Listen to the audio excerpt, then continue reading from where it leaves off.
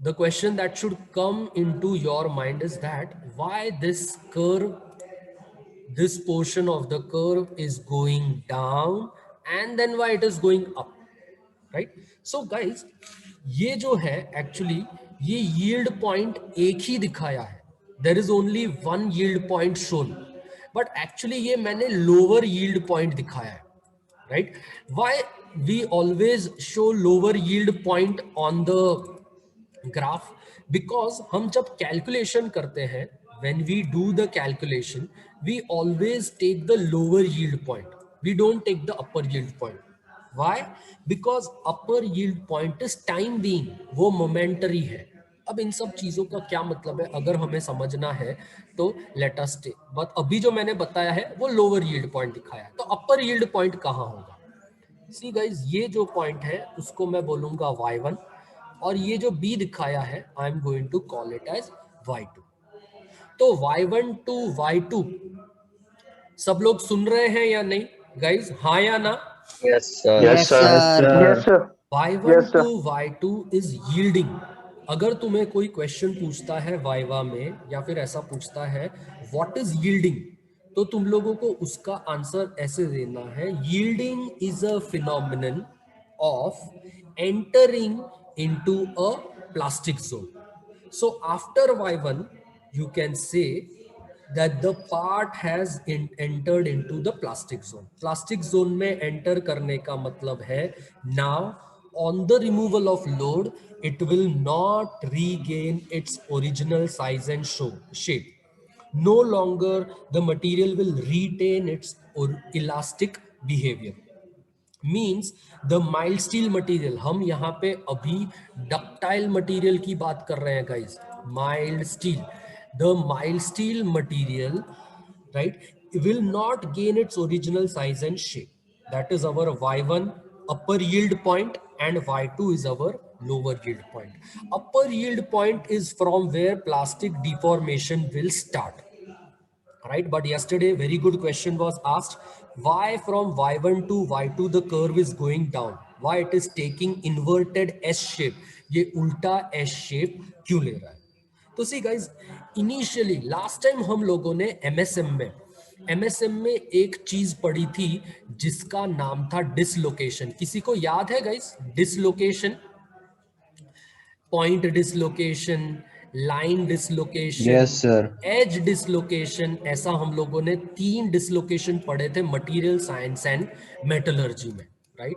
तो अगर तुम लोगों को याद ना हो तो देख लेना, right? It's very easy. Point dislocation means now the bonding between the atoms will not be exactly the same, right? Somewhere the point will be disturb. Line dislocation मतलब totally purely a line of the line, particular line in between the 4-5 atoms are there, वो ही पूरी displace हो गई होगी.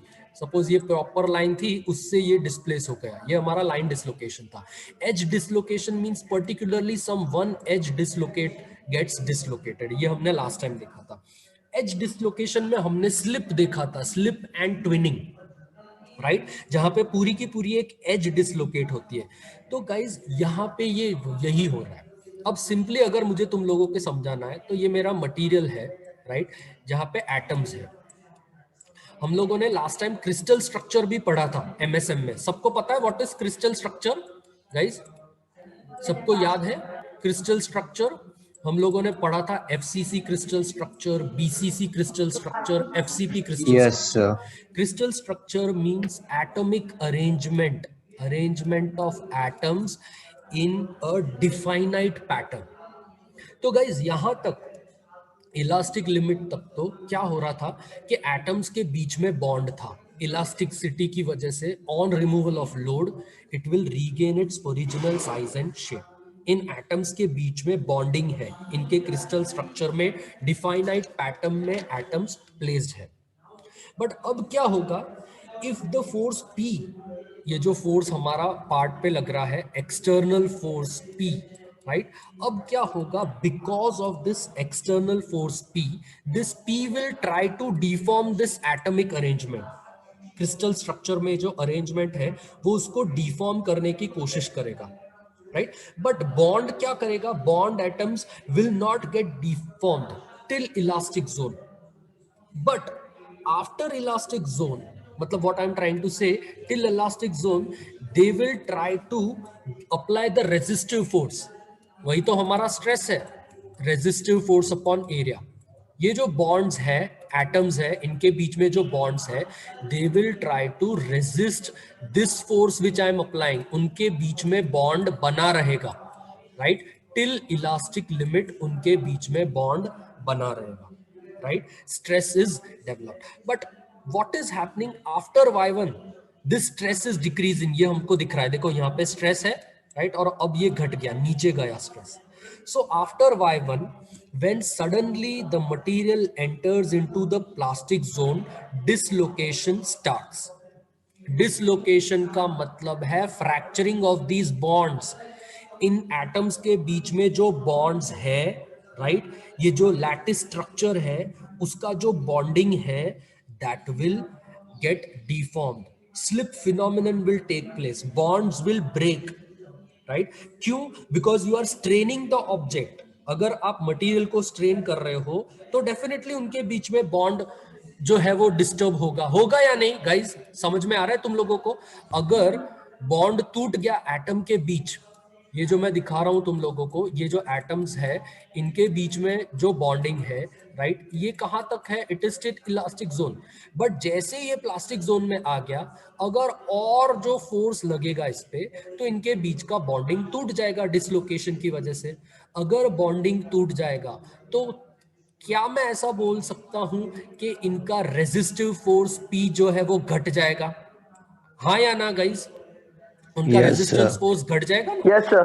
तो वही हो रहा है, राइट, यहाँ पे इस जोन में, यील्डिंग के जोन में ऐसा ही हो रहा है, राइट, उनका रेजिस्टिव फोर्स घट रहा है। And what is stress?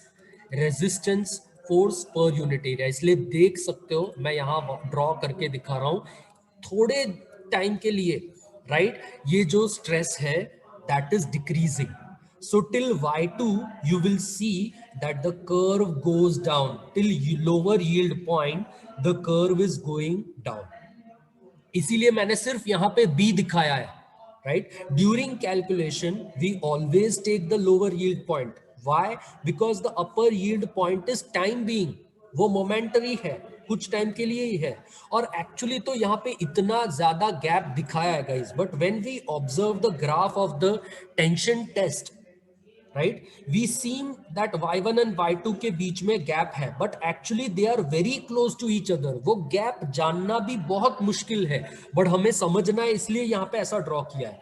Generally we do not consider them separately, एक ही पॉइंट यील्ड स्ट्रेस गिनते हैं हम, जो कि लोअर यील्ड स्ट्रेस है। सो चंद्र, तुमने जो क्वेश्चन पूछा था, तुम्हें तुम्हारा आंसर मिल गया, दैट y जो ये जो कर्व है ये y1 से y2 या a से b नीचे जा रहा है, तुमको समझ में आया ना क्यों नीचे जा रहा है? हाँ सर, क्यों नीचे जा रहा है वो तो आ गया सर, हाँ हाँ, अब ऊपर जा रहा है क्योंकि वो भी सर मैं बता बॉन्ड रहा हूँ। बॉन्ड टूट गया। हाँ, जो बॉन्डिंग है वो टूट जाएगा, राइट, एटम्स के बीच में, क्रिस्टल स्ट्रक्चर में या फिर जो लैटिस स्ट्रक्चर में जो बॉन्डिंग होगा वो टाइम बीइंग वो टूट जाएगा। तो उसकी वजह से टाइम बीइंग ये जो स्ट्रेस है वो थोड़ी देर के लिए घट जाएगी, राइट। अब जो आगे का है ये I want to do a small exercise. मुझे 5 नाम चाहिए, 5 नाम। एक तो मेरा नाम है, मेरा नाम क्या है गाइस? अब तक तो पता होना चाहिए भगवान। मीत सर। मीत हाँ, सर। चलो एक है मीत, दूसरा हम चंद्र को ले लेते हैं क्योंकि चंद्र ने क्वेश्चन पूछा है तो उसको चांस मिलना चाहिए। मुझे और एक नाम चाहिए, कौन नाम बोलूं मैं भाई? यस। किसका नाम बोलूं? कोई anyone wants to take part guys? Please, I want more names. Who is attending the lecture nicely? Come on, कौन बोलेगा? किसका नाम लो? Sir Marvel. Darshil, Ankush. Darshil, Ankush, good. I want the volunteers. Darshil भी चाहिए मुझे एंड अंकुश भी। हम 4 लोग हो गए गाइस, और मुझे 2 नाम चाहिए। कोई और 2 नाम guys, come on come on. Hardik Hardik Hardik, Hardik and Maulesh. चलो हम लोगों को नाम मिल गए हैं, हार्दिक एंड मौलेश। गाइस अपने एक गेम रमता था, हम लोग एक गेम खेल चुके हैं, दोरडा खींच, पता है सबको, हाँ या ना? Yes, pulling, yes sir. Pulling. चलो सपोज ऐसा ही गिनते हैं कि 6 लोग हाथ पकड़ के खड़े हैं, 6 लोग या फिर रोप पकड़ के खड़े हैं, right? 6 people are holding their hands और होल्डिंग द रोप, राइट? हमारा क्वेश्चन ये है y2 के बाद वापस कर्व ऊपर क्यों जा रहा है, राइट? y2 के बाद ये कर्व वापस क्यों जा रहा है? तो मैं ऐसा सोच रहा हूं कि ये 6 एटम्स हैं, समझ में आ रहा है? 6 atoms I have given the name Meet, Chandra, Darshil, Ankush, Hardik and Maulesh. These are the 6 atoms. And अभी भी टेंसाइल फोर्स तो लग ही रहा है, लग रहा है ना? टेंशन टेस्ट में टेंसाइल फोर्स तो लग ही रहा है, राइट? सो गाइज, अगर एक्सटर्नल फोर्स अप्लाई करूंगा मैं एंड्स पे, राइट, तो क्या हो रहा है? Because of the external force हम 6 लोग पागल थोड़ी हैं, अगर कोई हमें खींचेगा तो हम खिंच जाएंगे क्या? हम भी क्या करेंगे गाइस? हम लोग क्या करेंगे? रेजिस्ट। हम रेजिस्ट करेंगे। Very good, we all are not going to sit idle, हम लोग भी रेजिस्ट करेंगे। So we are developing resisting force per unit area. अब जैसे कि मैंने बोला, ड्यूरिंग यील्ड पॉइंट बॉन्ड जो है वो टूट गया, इसलिए मोमेंटरली ऐसा हुआ कि स्ट्रेस नीचे चला गया। सपोज 2 लोग, राइट, क्योंकि फोर्स अचानक से आया, या फिर ऐसा बोलो अचानक से यील्डिंग जोन में y1 और y2 के जोन में जाने की वजह से मीत और चंद्र हम दोनों गिर गए, बॉन्ड टूट गया। यही मैंने बताया था ना, एटम्स का बॉन्ड टूट गया। गाइस तुम लोग सब सुन रहे हो या नहीं? हाँ या ना? Yes sir, yes sir. Right? तो अब देखो पार्ट को, ये जो मटेरियल है माइल्ड स्टील, जिसमें 6 एटम्स अभी हम सोच रहे हैं, उन्होंने रियलाइज किया कि उनके 2 जो अच्छे प्लेयर्स थे, 2 एटम्स, बॉन्ड टूट गया, 2 atoms fell down, 2 students fell down, right? सो गाइज, अब ये जो 4 है, राइट, ये 4 जो है दर्शिल, अंकुश, हार्दिक और मौलेश, उनको बहुत अच्छे से पता है कि अब ये जो एक्सटर्नल फोर्स पी लग रहा है, ये हम चारों को लग रहा है। हाँ या ना? यस। राइट? तो अब ये लोगों को पता है कि अगर हम सेम फोर्स से रेजिस्ट करेंगे तो हम चारों भी घट जाएंगे, गिर जाएंगे। So now they will actually increase their resistive force. समझ में आ रहा है तुम लोगों को? Now they will also increase their resistive force.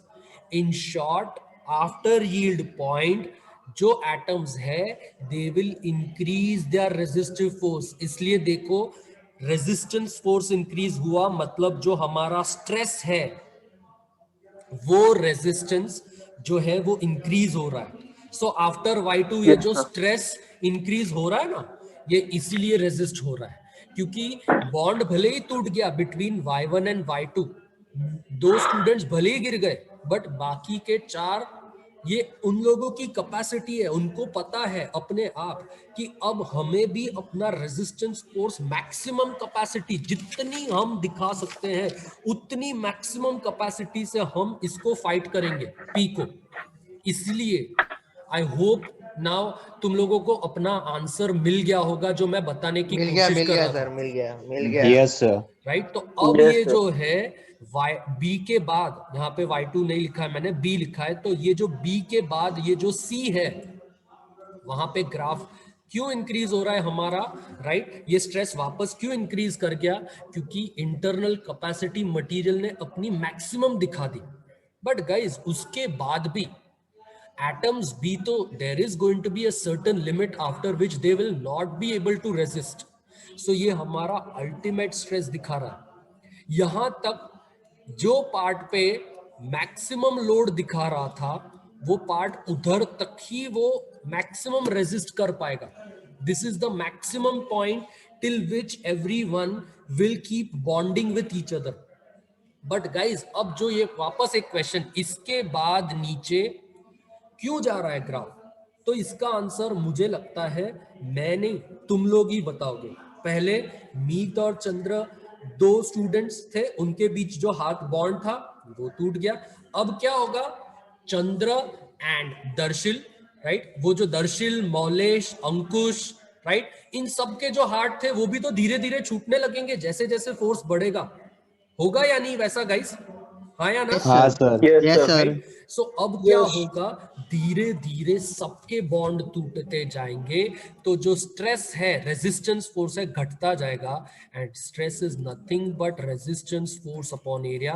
Force घट रहा है तो देख सकते हो यहाँ पे स्ट्रेस भी घट रहा है। और एक पॉइंट ऐसा आएगा जो कि बोलते हैं हम फ्रैक्चर स्ट्रेस, वहां पे every hand will get loosed, every bonding will break and everyone will fall apart, and finally the part is going to take cup and cone shape, जिसको हम बोलते हैं नेकिंग। आई होप सबको समझ में आ गया, इससे easy I can not explain. And guys ये एग्जाम्पल जो है, it is actual plastic deformation phenomenon. यही होता है टेंशन टेस्ट में guys. During yielding, suddenly when the part is going into the plastic zone, it is under shock. Suddenly it has gone into the plastic zone, so temporarily few bond between the atoms might break, but after that they will regain. वो resistive force अपना बढ़ाएंगे, ultimate stress तक वो अपना resistive force बढ़ाएंगे, B से लेके सी तक। गाइज इस फिनोमिनन को बोलते हैं स्ट्रेन हार्डनिंग। आने कहेवाय छे strain hardening.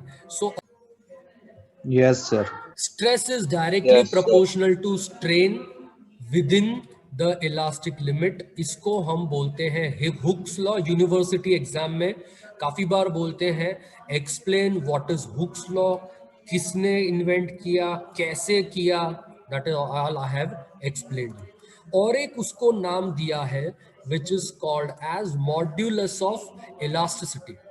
Right? So when I say within elastic limit stress is directly proportional to strain, तो मुझे ये जो proportionality का symbol अगर निकालना है, so when I remove that and I put the equal sign, then I have to keep a constant, right? That stress is constant into epsilon, that is the strain. And when I'll put the strain down over here under the stress, when I'll bring this down, so you can see E is stress upon strain. So I can say that capital E is a constant of proportionality of the material. देख सकते हो तुम screen पे दिख रहा है, and it is also known as Young's modulus, or it is called as modulus of elasticity, because it is also named under or after English scientist whose name was Thomas Young. उन्होंने ऐसा concept world को दिखाया था, that modulus of elasticity is stress upon epsilon, that is strain. अगर strain unitless है ना, delta L upon L, what is strain, delta L upon L. Delta L भी mm में है, एल भी mm में है, लास्ट टाइम हमने देखा था, दोनों कैंसिल हो गए, तो this is unitless. If this is unitless, तो स्ट्रेस का यूनिट अगर न्यूटन पर mm स्क्वायर में है, नीचे अगर कोई यूनिटलेस कैरेक्टर है, तो E का भी यूनिट क्या हो जाएगा, स्ट्रेस जितना। So the unit of modulus of elasticity is equal to that of stress, similar to that of stress, which is Newton per mm square. I hope सबको समझ में आ रहा है। Guys, everyone is able to understand? Yes or no? yes sir, Yes, sir. Yes, sir. इसमें Yes, किसी को sir. Doubt नहीं होना चाहिए। और ये रट लो ये E is stress upon strain, रटने की भी जरूरत नहीं है, ध्यान रख लो। इस पे ही हमारा आगे का न्यूमेरिकल हम अभी कर रहे हैं। आगे चलते हैं guys. There is one more thing, numerical एक सॉल्व करते हैं, चलो। राइट, पेन पेपर और कैलसी ले लो गाइस, और प्लीज ध्यान से सॉल्व करना, don't take it this in a joke. ज्यादा से ज्यादा न्यूमेरिकल्स आते हैं यूनिवर्सिटी एग्जाम के, सो आई वुड इंसिस्ट, अगर तुम लोग सच में सिर्फ देखने का काम नहीं करना है, खुद से कैलसी पे ऑपरेट करने का काम करना है, तो ही समझ में आएगा। ये सारा बेसिक है, इसी पे आगे तुम जाके मशीन डिजाइन पढ़ोगे जिसमें बेयरिंग्स और वो सब आएगा। अगर ये कॉन्सेप्ट्स क्लियर नहीं हुए तो आगे के कॉन्सेप्ट्स गाइस क्लियर नहीं होंगे। है सबके पास pen paper calci? yes sir, great. Yes, now sir. I am reading. Sir, 1 minute, sir. हाँ ठीक है।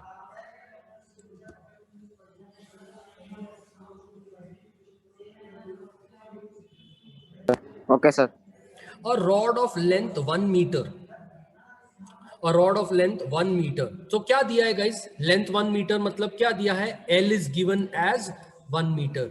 1 मीटर को अगर mm में कन्वर्ट करना है, तो 1 metre is 1000 mm, right.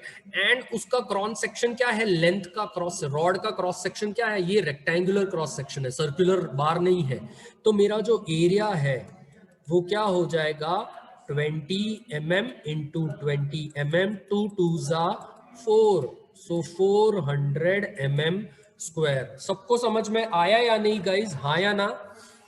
Yes, sir. Yes, sir. Is subjected to pull, मतलब क्या दिया है गाइज, ये पुल मतलब क्या दिया है, what is this pull? Tensile force, stress. Very Tensile. Good, tensile force दिया है, याद रखना। पुल मतलब it is a force, push मतलब इट इज अ फोर्स।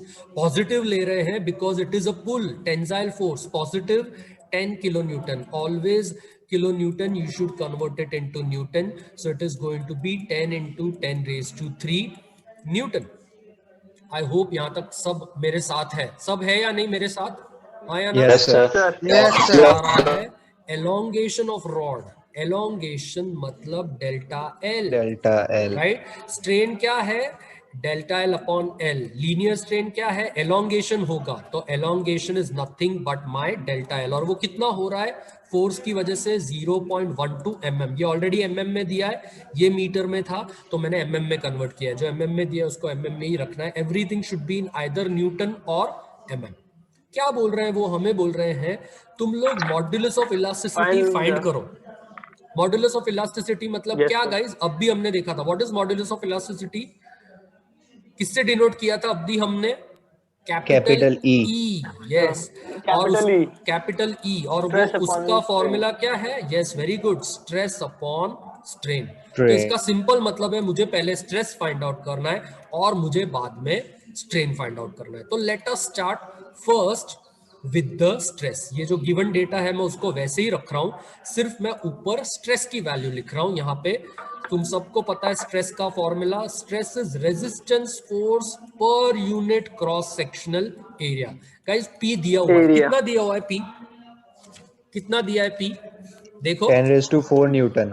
10. हाँ हाँ. हाँ, या फिर 10 इंटू 10 रेज टू 3 न्यूटन, या फिर 10 रेज टू 4 न्यूटन। और एरिया भी दिया हुआ है, अब भी हमने कैलकुलेट किया था 400।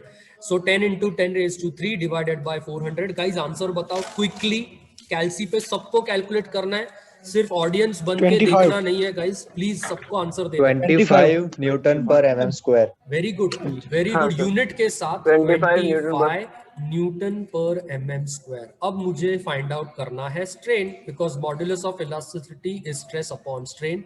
मुझे डेल्टा एल भी दिया है, उन लोगों ने एल भी दिया है। डेल्टा एल देख सकते हो यहाँ पे दिया है विच इज 0.12, सो मैं यहाँ लिख रहा हूँ 0.12। लेंथ को मैंने mm में कन्वर्ट किया है, कितना है वो 1000 mm। फटाफट आंसर बताओ गाइज, स्ट्रेन का आंसर कितना है? 1.2 into 10 raised to minus 4. Very good. या फिर तुम ऐसा भी लिख सकते हो 0.00012, ऐसा आंसर आ रहा होगा, राइट। उसको तुम ऐसा भी Yes, लिख sir. सकते हो 120 into 10 raise to -6, right. 120 into 10 raise to -6 भी लिख सकते हो। फटाफट इसके बाद तुम्हारा लेक्चर है, मैं फटाफट खत्म कर रहा हूं, then we next time we will solve another problems. हमें मॉड्यूलस ऑफ इलास्टिसिटी कैलकुलेट करना है। Simple modulus of elasticity E is stress upon strain. So guys अब भी हमने स्ट्रेस फाइंड आउट किया 25, अब भी हमने Yes, sir. Strain find out किया 0.00012। आंसर कितना आ रहा है गाइज, देखो 0.0. 208,333.33. ओके 208,333.33 ऐसा कुछ आ रहा है ना? अब सर guys, 3 बार 3 आएगा पॉइंट के आगे. 3/3 208,333. 208,333.33 ऐसा है ना आंसर? हाँ. हाँ, अब देखो गाइस 208 हाँ हाँ बोलो 333. हाँ 208,333 208,333. ओके चलो 208,333 ऐसा कुछ आंसर आ रहा है। अब देखो गाइज अगर मैं पॉइंट को डेसिमल पॉइंट जो यहाँ पे है उसको यहाँ पे शिफ्ट करूं तो मुझे क्या लिखना पड़ेगा 208.33 into 10 raised to 3. 0.33 into 10 raised to 3. 10 And raised guys, to 3. what is 1 gigapascal? 1 gigapascal is 1 into 10 raised to 3. तो क्या मैं ऐसा लिख सकता हूं 208.33 giga pascal now instead of Newton पर एमएम स्क्वायर? हाँ या ना? ये न्यूटन पर एमएम स्क्वायर में था, मैंने इसको क्या कर दिया, दिस मच इंटू 10⁻³ तो होता है गीगा पास्कल।